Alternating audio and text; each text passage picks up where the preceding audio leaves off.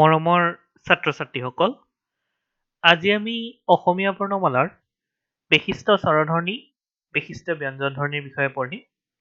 আহা, আমি ক্লাছটো আৰম্ভ কৰোঁ। স্বৰধ্বনি। অসমীয়া বিশিষ্ট স্বৰধ্বনি কেইটা আৰু কি কি বুলি আহিব পাৰে? আমি স্বৰবৰ্ণমালাখন জানো, অ, আ যিখন, অ, আ, হ্ৰস্ব ই, দীৰ্ঘ ই। ইয়াৰ ভিতৰতো কি আছে? এই স্বৰবৰ্ণৰ আখৰকেইটাৰ ভিতৰত, বৰ্ণকেইটাৰ ভিতৰত ৮টা বৰ্ণ বা ৮টা আখৰকহে কি বুলি কোৱা হৈছে? বিশিষ্ট বুলি কোৱা হৈছে। সেই ৮টা স্বৰধ্বনি বুলি কোৱা হৈছে। স্বৰধ্বনি মনত ৰাখিবা। এই ধ্বনিকেইটা কি কি? অ, আ, হ্ৰস্ব ই, দীৰ্ঘ ইটো নাই, হ্ৰস্ব উ, দীৰ্ঘ উ নাই, ৰি নাই, এ আছে, ঐ নাই, ও আছে, ঔ নাই। তাৰ লগত কিন্তু নতুনকৈ এড হৈছে কি? অ, তাৰ লগত ঊৰ্ধ্বকমা, এ, তাৰ লগত ঊৰ্ধ্বকমা, অৰ্থাৎ অ, এ। অ, এ মনত ৰাখিবা। এতিয়া আমি সংজ্ঞাটো যদি চাওঁ, কি হ'ব? অসমীয়া ভাষাৰ স্বৰবৰ্ণমালাত 11টা আখৰ আছে। যদিও বিশিষ্ট স্বৰধ্বনি মাত্ৰ ৮টাহে। সেইকেইটা ক্ৰমে অ, আ, হ্ৰস্ব ই, হ্ৰস্ব উ, এ, ও, অ, এ। ঠিক আছে। এতিয়া আমি এই অ'ৰ ব্যৱহাৰ যদি চাওঁ, বেল বা বল, এই দুটাতে আমি চাওঁ। চাবা, মই ৰংটো বেলেগ কৰি দিছোঁ, তেতিয়াহ'লে বুজাত সুবিধা হ'ব। বেল, ব, তাত একাৰ দিলোঁ, তাৰপিছত ল দিলোঁ। এই বেল যদি লিখোঁ, ই এবিধ ফল। এইটো কি বুলি কোৱা হৈছে? ফ্ৰুইটছ বুলি কোৱা হৈছে।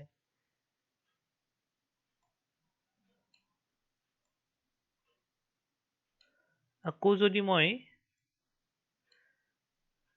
এইটো ঊৰ্ধ্বকমাটো, এই ঊৰ্ধ্বকমাটো তাৰমানে এইটো, তাৰ লগত আমি কি লিখিলোঁ? ল লিখিলোঁ। এইটো কি হ'ল? বেল। বেল বুলি ক'লে কি হ'ব?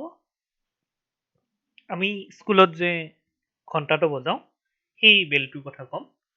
তাৰপিছত চাবা,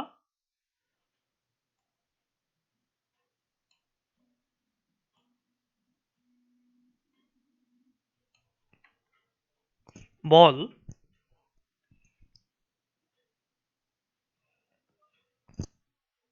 বল, এই বলৰ পৰিৱৰ্তে আমি কি ক'ব পাৰোঁ? ব, তাৰ ওপৰত যদি আমি ঊৰ্ধ্বকমাটো দি দিওঁ, ল, বল। ঐ বলচোন, এই বুলি ক'লে, বা বলাচোন, ঐ বলাচোন, ঐ বলচোন, তেতিয়া আমি কি কৰোঁ? অ ব্যৱহাৰ কৰোঁ। অৰ্থাৎ বল হ'লে কি হ'ব? বল। আৰু ইয়াত যদি এই ঊৰ্ধ্বকমা থকা অটো ব্যৱহাৰ কৰোঁ, তেতিয়াহ'লে এই বল হ'ব। আমি যেতিয়া কওঁ, এই বলচোন ক'ৰবাত যাওঁ, তেতিয়াহ'লে কি হ'ব? ব, ঊৰ্ধ্বকমা ল, বল। আৰু যেতিয়া আমি ক'ম বল, ব ল, ঊৰ্ধ্বকমাটো নাথাকে মাজত, তেতিয়াহ'লে কি হ'ব? সেইটো আমি খেলা বলটো হ'ব। ঠিক আছে। এতিয়া আমি নেক্সট চেপ্টাৰলৈকে যাম। নেক্সট আমি কি পঢ়িম? ব্যঞ্জন ধ্বনি, অৰ্থাৎ অসমীয়া ভাষাত কেইটা বিশিষ্ট ব্যঞ্জন ধ্বনি আছে। অসমীয়া ভাষাত বা অসমীয়া বৰ্ণমালাৰ ব্যঞ্জন বৰ্ণত বিশিষ্ট ব্যঞ্জন ধ্বনি আছে 21টা। অৱশ্যে কোনো কোনো ভাষাবিদে ৱ আৰু য়কো ধৰি 23টা বুলিও কয়। অৰ্থাৎ অসমীয়া ব্যঞ্জনমালাত বা ব্যঞ্জন বৰ্ণমালাত ব্যঞ্জন ধ্বনিৰ সংখ্যা কিমানটা আছে? 21টা বুলি যদিও কোৱা হয়, কোনো কোনো ভাষাবিদে ৱ আৰু য়ক ধৰি 23টা বুলিও কয়। লিখোঁতে এনেধৰণে লিখিবা। সেইকেইটা কি কি? ক, খ, গ, ঘ, ঙ, প্ৰথম ছ, দ্বিতীয় ছটো নাই, দেখিছানে? বৰ্গীয় জ নাই, নিয় নাই, মূৰ্ধন্যাটৰ গোটেই ত বৰ্গটোৱে নাই, মূৰ্ধন্যাট ন এইকেইটা নাই, দন্ত্যাত দন্ত্যাথ দন্ত্যাদ দন্ত্যাধ দন্ত্যান প ফ ব ভ ম ৰ ল ৱ দন্ত্যাস হ আৰু য়। ইয়াৰ ভিতৰত কি কৈছে, এই ৱ আৰু য়টো আগতে ধ্বনি হিচাপে ব্যৱহাৰ কৰা নাছিল, ধ্বনি হিচাপে ধৰা নাছিল, কিন্তু এতিয়া এই ৱ আৰু য়টোক ধৰি 23টা বুলি কয়। ঠিক আছে, আমি গম পালো অসমীয়া ব্যঞ্জন বৰ্ণমালাত বিশিষ্ট ব্যঞ্জন ধ্বনিৰ সংখ্যা হৈছে এতিয়া 21টা, যদিও তাৰ লগত ৱ আৰু য় ধৰি আমি কেইটা বুলি কওঁ, 23টা বুলি কওঁ। ঠিক আছে, নেক্সট চাওঁ আহা। এই তালিকাখন খুবেই প্ৰয়োজনীয়। এই তালিকাখনত অঘোষ সঘোষ দিয়া আছে। তাৰপিছত আটাইতকৈ ডাঙৰ কথাটো হ'ল ইয়াৰে অল্পপ্ৰাণ কোনকেইটা দেখুওৱা আছে, ক ব ত দ ক গ। তাৰপিছত মহাপ্ৰাণ ফ ভ থ থ স আৰু হ, এইকেইটা লিখিবা। তাৰপিছত ইয়াতে আৰু এটা কথা কোৱা আছে, উষ্ম বৰ্ণকেইটা কি দেখুওৱা আছে ইয়াতে, প্ৰথম ছ বৰ্গীয় জ দন্ত্য স হ, নাসিক অৰ্থাৎ নাকেৰে চাউণ্ডটো আহে, ম দন্ত্য ন আৰু ঙ, পাৰ্শ্বিকত ল, এই লটো অকল পাৰ্শ্বিক, কম্পিত হলে কম্পিত বৰ্ণ বুলি ক'লে ৰটো, আৰু অৰ্ধস্বৰ বা অন্তস্থ বা অৰ্ধস্বৰ, এইকেইটা অৰ্ধস্বৰ ৱ আৰু য়টো।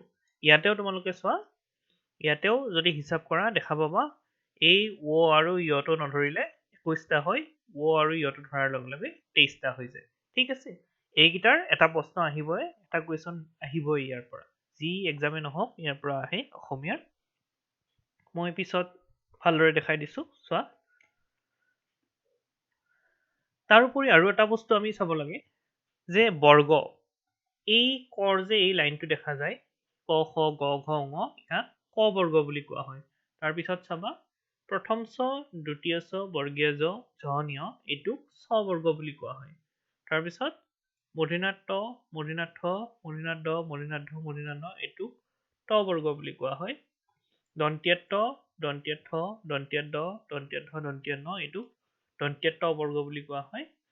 আৰু প ফ ব ভ ম এই বৰ্গটোক কি বুলি কোৱা হৈছে, প বৰ্গ, অৰ্থাৎ এই প্ৰথম আখৰকেইটাৰ নামেৰে বৰ্গকেইটাৰ নামাকৰণ কৰা হৈছে। ক বৰ্গ, প্ৰথম ছ বৰ্গ, মূৰ্ধন্যাত বৰ্গ, দন্ত্যাত বৰ্গ, প বৰ্গ।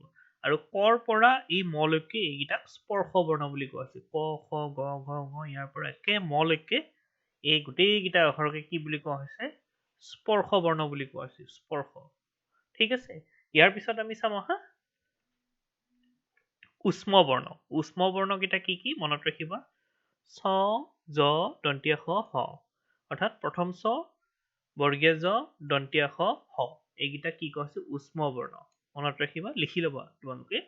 তাৰপিছত চাবা নাসিক বৰ্ণ, ম দন্ত্য ন ঙ, এইকেইটা কি কোৱা হৈছে, নাসিক বৰ্ণ বুলি কোৱা হৈছে। পাৰ্শ্বিক বৰ্ণ কি কোৱা হৈছে, পাৰ্শ্বিক বৰ্ণ লক পাৰ্শ্বিক বৰ্ণ বুলি কোৱা হৈছে। তাৰপিছত চাবা কম্পিত বৰ্ণ কাক কোৱা হৈছে, ৰক কোৱা হৈছে, ৰটো হৈছে কম্পিত বৰ্ণ, আহিব এইবিলাক। আৰু অন্তস্থ বা অৰ্ধস্থ বৰ্ণ হৈছে ৱ আৰু য়। এইখিনি তোমালোকে ভালদৰে লিখি ল'বা, ইয়াৰ পৰা এটা নম্বৰ আহিবই যি এক্সামে নহওক। ঠিক আছে, আৰু লিখি লিখি পঢ়িবা। উষ্ম, এই উষ্মটোত মূৰ্ধন্য ষ আৰু ম যোগ হৈ সৌম্য স্ম হৈছে উষ্ম। নাসিক কৰ লগত জকাৰ হৈছে। পাৰ্শ্বিক, ইয়াতে কি হৈছে, ওপৰত ৰেফটো আছে, তাৰ লগতে কি হৈছে তালিব শ আৰু ব যোগ হৈছে, তালিব শ ব ছ উচ্চাৰণ হৈছে পাৰ্শ্বিক। তাৰপিছত কম্পিত, এইটো মধ্যম প, ম আৰু প যোগ হৈছে।